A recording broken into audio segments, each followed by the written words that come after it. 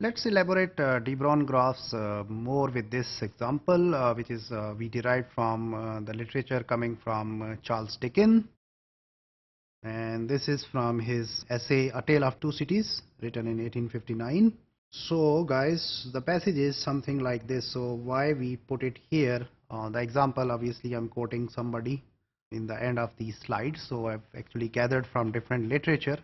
So where I found this example interesting, people are using this to elaborate on this de Bruijn graphs. So here we have repetitions, so where we can have repeats also in this example. So it says, it was the best of times, it was the worst of times, it was the age of wisdom, it was the age of foolishness, it was the epoch of belief, it was the epoch of incredulity.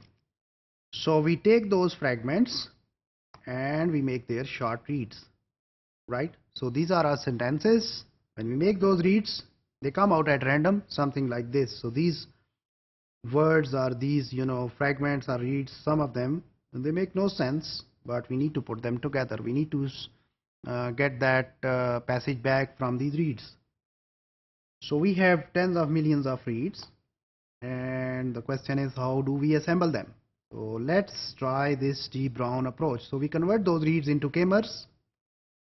Here we select our read size, or sorry, k-mer size as k is equal to 3.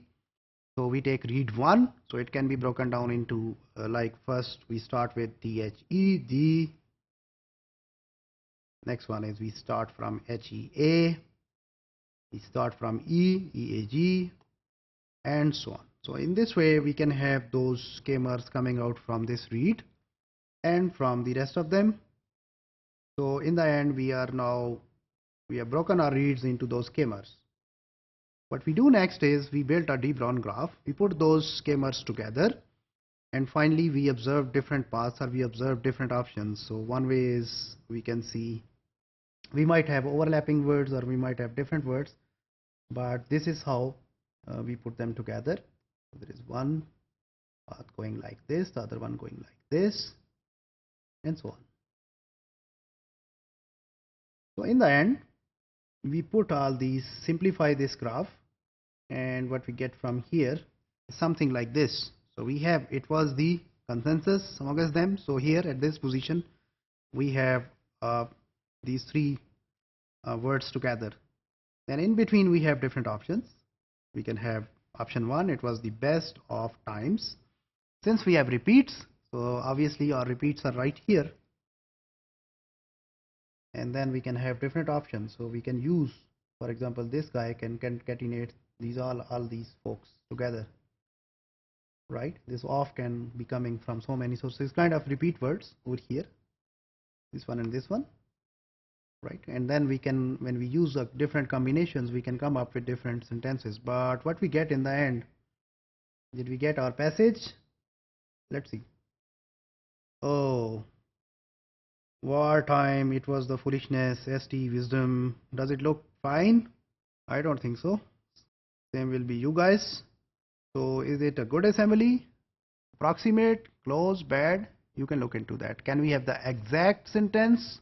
It's complicated. So in this example elaborates that doing the genome assembly, it's not an easy task. The way nature has created, the God has created us, it's really hard to get exactly to what the exact sequence was, but we can have close approximation. So for example, in this assembly where we were using k is equal to 3, we were having something like this.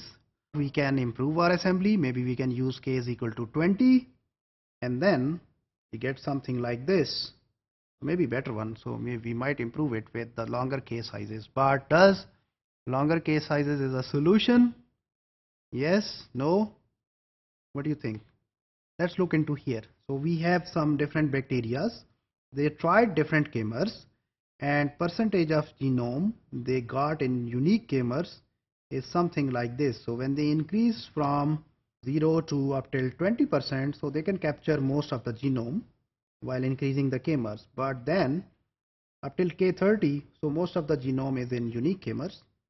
And if we increase up to 90 around k-mer size of 150, still still you cannot capture the whole genome. Still there is some genome that remains non-unique. So increasing k-mers might not be the most optimal solution.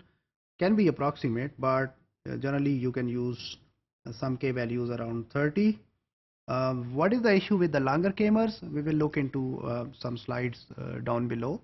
That longer k-mers, they pose some serious issues, so we cannot use them.